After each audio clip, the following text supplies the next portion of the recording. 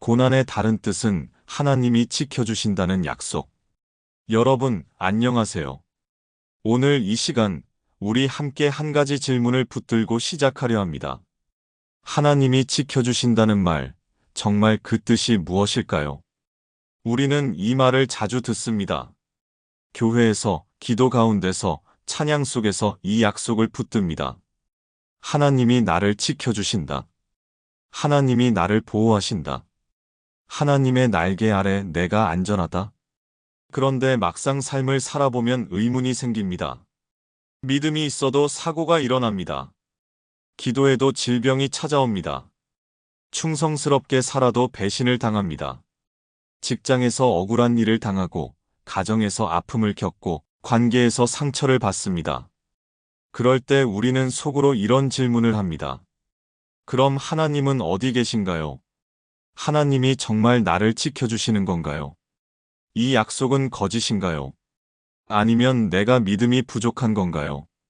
오늘 우리는 시편 91편이라는 놀라운 본문을 통해 이 질문의 답을 찾으려 합니다. 시편 91편은 하나님의 보호를 노래하는 시입니다. 특히 4절 말씀이 유명합니다. 그가 너를 그의 깃으로 덮으시리니 내가 그의 날개 아래에 피하리로다. 아름다운 약속입니다. 마치 어미 새가 새끼를 날개로 덮듯이 하나님께서 우리를 덮어주신다는 약속입니다. 그런데 이 약속의 진짜 의미를 알기 위해서는 한 가지 사건을 살펴봐야 합니다. 누가복음 4장에 나오는 예수님의 광야 시험 장면입니다. 사탄이 예수님을 성전 꼭대기로 데리고 갑니다. 그리고 이렇게 말합니다. 내가 만일 하나님의 아들이거든 여기서 뛰어내리라. 기록되었으되 하나님이 너를 위하여 그의 사자들을 명령하사 너를 지키게 하시리라. 또 그들이 손으로 너를 받들어 발이 돌에 부딪히지 않게 하시리라 하였느니라. 사탄이 인용한 말씀이 바로 시편 91편입니다. 여기서 우리는 중요한 진리를 발견합니다. 사탄도 성경을 압니다. 사탄도 하나님의 약속을 압니다. 그런데 사탄은 그 약속을 왜곡합니다. 사탄의 왜곡은 이렇습니다. 하나님이 진짜 사랑하신다면 고난은 없어야 하지 않겠느냐? 하나님이 진짜 지켜주신다면 위험한 일은 일어나지 않아야 하지 않겠느냐? 하나님이 진짜 함께 하신다면 고통은 피할 수 있어야 하지 않겠느냐? 뛰어내려도 다치지 않을 거야. 왜냐하면 하나님이 지켜주시니까. 이것이 사탄의 논리입니다. 그런데 예수님은 어떻게 대답하셨습니까? 주 너의 하나님을 시험하지 말라. 예수님은 뛰어내리지 않으셨습니다. 왜냐하면 하나님의 보호하심은 무모한 시험을 통해 증명되는 것이 아니기 때문입니다. 그리고 예수님은 십자가의 길을 걸어가셨습니다. 고난의 길을 걸어가셨습니다. 고통의 길을 걸어가셨습니다. 사탄의 논리대로라면 예수님은 십자가를 피했어야 합니다. 하나님이 진짜 사랑하시는 아들이라면 그런 고통을 겪지 않아야 하니까요. 하지만 예수님은 십자가를 지셨습니다. 그리고 그것이 바로 참된 보호의 의미였습니다. 여기서 우리는 깨닫습니다. 하나님의 보호하심은 고난을 없애는 것이 아니라는 것을, 하나님의 보호하심은 고난을 통과하게 하시는 것이라는 것을, 이것을 이해하기 위해 성경 속 인물들을 살펴보겠습니다. 먼저 요셉을 생각해 보십시오. 요셉은 형들에게 팔려 노예가 되었습니다. 억울한 누명을 쓰고 감옥에 갇혔습니다. 도와준 사람에게 잊혀졌습니다. 하나님이 요셉을 사랑하셨다면 이런 일들이 일어나지 않았어야 하지 않을까요? 하지만 요셉은 나중에 이렇게 고백합니다. 창세기 50장 20절입니다. 당신들은 나를 해하려 하였으나 하나님은 그것을 선으로 바꾸사 오늘과 같이 많은 백성의 생명을 구원하게 하시려 하셨나니 하나님은 고난을 없애신 것이 아닙니다. 고난 속에서 함께 하시며 그것을 통과하게 하시고 결국 선으로 바꾸신 것입니다. 다니엘의 세 친구를 생각해 보십시오. 사드락, 메삭, 아벳느고는 불 가운데 던져졌습니다. 하나님이 그들을 사랑하셨다면 불에 던져지는 일 자체를 막으셨어야 하지 않을까요? 하지만 하나님은 그들이 불에 던져지는 것을 막지 않으셨습니다. 대신 불 가운데서 함께 하셨습니다. 다니엘서 3장 25절에서 왕은 이렇게 말합니다. 내가 보니 결박되지 아니한 네 사람이 불 가운데로 다니는데 상하지도 아니하였고 그 넷째의 모양은 신들의 아들과 같도다. 하나님은 고난을 없애신 것이 아닙니다. 고난 가운데 함께 하신 것입니다. 사도 바울을 생각해 보십시오. 바울은 매 맞고 돌에 맞고 파선당하고 감옥에 갇혔습니다. 하나님이 바울을 사랑하셨다면 이런 고통들을 막으셨어야 하지 않을까요? 하지만 바울은 로마서 8장 28절에서 이렇게 선언합니다. 우리가 알거니와 하나님을 사랑하는 자, 곧 그의 뜻대로 부르심을 입은 자들에게는 모든 것이 합력하여 선을 이루느니라. 모든 것입니다. 좋은 것만이 아닙니다. 고난도, 아픔도, 실패도 모든 것이 합력하여 선을 이룬다는 것입니다. 하나님은 고난을 없애신 것이 아닙니다. 모든 것을 통해 선을 이루신 것입니다. 그런데 여기서 놀라운 말씀이 하나 더 있습니다. 누가복음 21장 16절에서 18절입니다. 예수님께서 말씀하십니다. 심지어 부모와 형제와 친척과 벗이 너희를 넘겨주어 너희 중에 몇을 죽이게 하겠고 또 너희가 내 이름으로 말미암아 모든 사람에게 미움을 받을 것이나 너희 머리털 하나도 상하지 아니하리라. 이 말씀을 읽으면 혼란스럽습니다. 죽임을 당할 수도 있는데 머리털 하나도 상하지 않는다니 무슨 뜻일까요? 이것이 바로 핵심입니다. 예수님은 육체의 고통과 죽음의 현실을 부정하지 않으십니다. 하지만 동시에 영혼은 절대 상하지 않는다고 말씀하십니다. 하나님의 보호하심은 육체가 아픔을 겪지 않는다는 뜻이 아닙니다. 하나님의 보호하심은 영혼이 안전하다는 뜻입니다.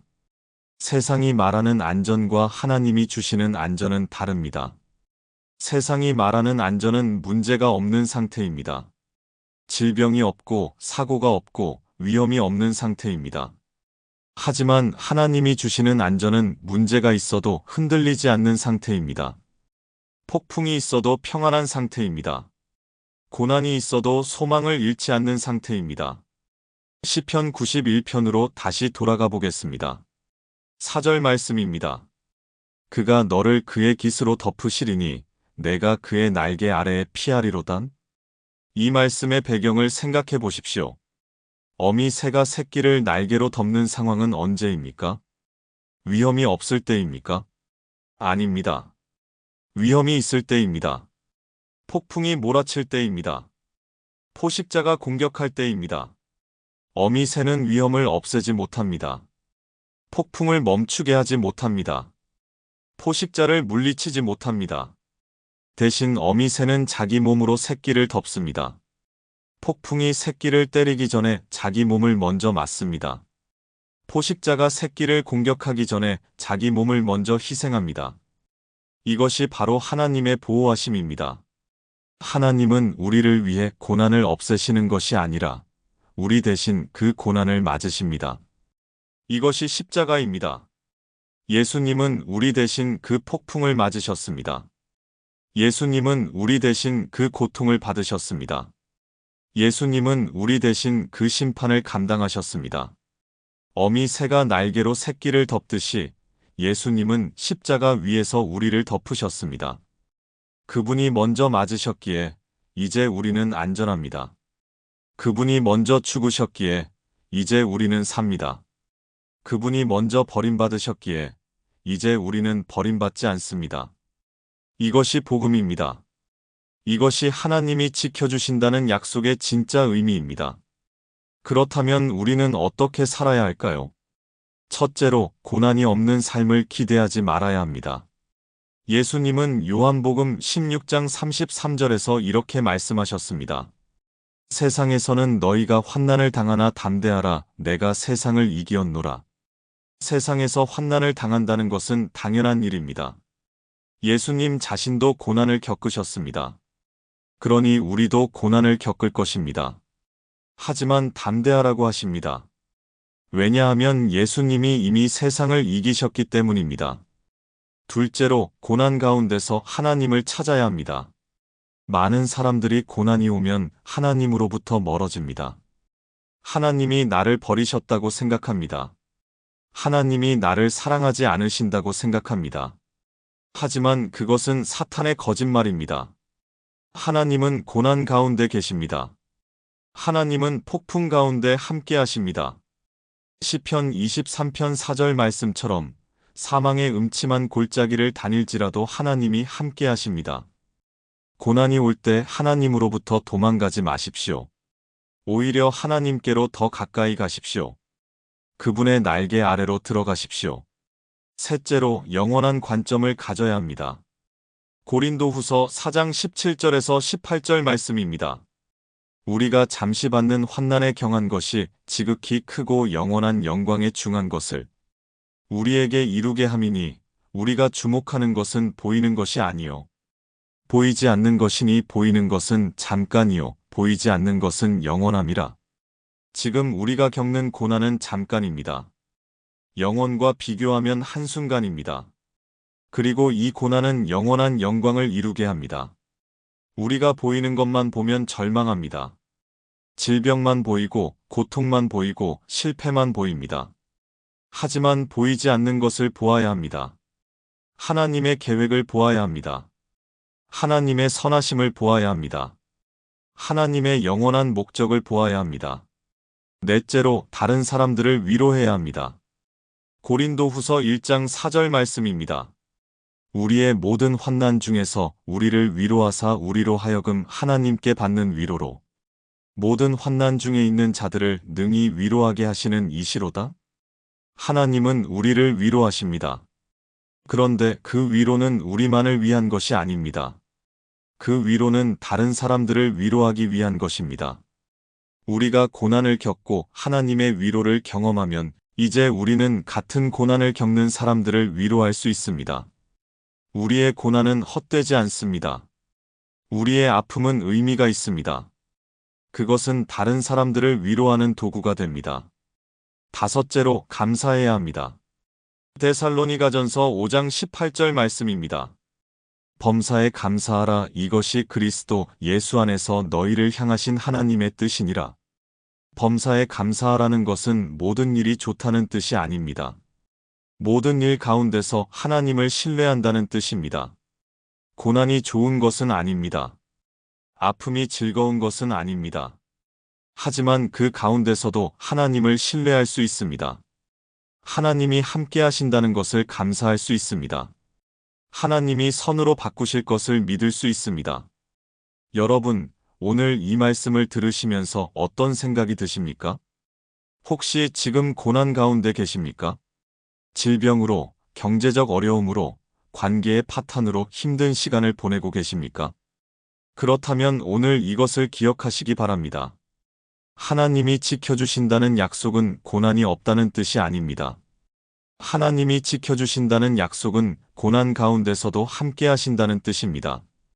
폭풍이 멈추기를 기다리지 마십시오. 폭풍 가운데서 하나님의 날개 아래로 들어가십시오. 문제가 해결되기를 기다리지 마십시오. 문제 가운데서 하나님의 평안을 경험하십시오. 고난이 끝나기를 기다리지 마십시오. 고난 가운데서 하나님의 선하심을 발견하십시오. 하나님은 여러분을 사랑하십니다. 그 사랑은 고난이 없다는 것으로 증명되지 않습니다. 그 사랑은 고난 가운데서도 함께 하신다는 것으로 증명됩니다. 예수님은 십자가를 지셨습니다. 그것이 바로 하나님의 사랑의 증거입니다. 예수님은 우리 대신 고난을 받으셨습니다. 그래서 이제 우리는 어떤 고난 가운데서도 안전합니다. 육체는 아플 수 있습니다. 상황은 어려울 수 있습니다. 하지만 우리의 영혼은 안전합니다. 우리의 구원은 확실합니다. 우리의 미래는 보장되어 있습니다. 왜냐하면 예수님이 우리를 그의 날개 아래 덮으셨기 때문입니다. 오늘 불안과 두려움 속에서도 이렇게 고백해 보시기 바랍니다. 하나님, 저를 지켜주신다는 약속이 상황이 아니라 관계임을 믿습니다. 하나님, 고난이 없는 것이 아니라 고난 가운데 함께 하심이 진짜 보호임을 믿습니다. 하나님, 제 영혼은 어떤 폭풍 속에서도 안전함을 믿습니다. 고난이 지나갈 때까지 도망치지 마십시오. 그분의 날개 아래 머무르십시오. 거기서 진짜 평안을 찾게 될 것입니다. 거기서 진짜 안전을 경험하게 될 것입니다. 거기서 하나님의 사랑을 깊이 알게 될 것입니다. 함께 기도하겠습니다. 하나님, 오늘 우리에게 참된 보호의 의미를 가르쳐 주셔서 감사합니다. 고난을 없애시는 것이 아니라 고난 가운데 함께 하시는 것이 진짜 보호임을 깨닫게 하셔서 감사합니다. 우리를 위해 십자가를 지신 예수님을 바라봅니다. 예수님이 우리 대신 폭풍을 맞으셨기에 이제 우리는 안전합니다. 오늘도 우리를 당신의 날개 아래 품어주소서. 폭풍 가운데서도 평안을 경험하게 하소서. 고난 가운데서도 당신의 선하심을 발견하게 하소서. 예수님의 이름으로 기도합니다. 아멘.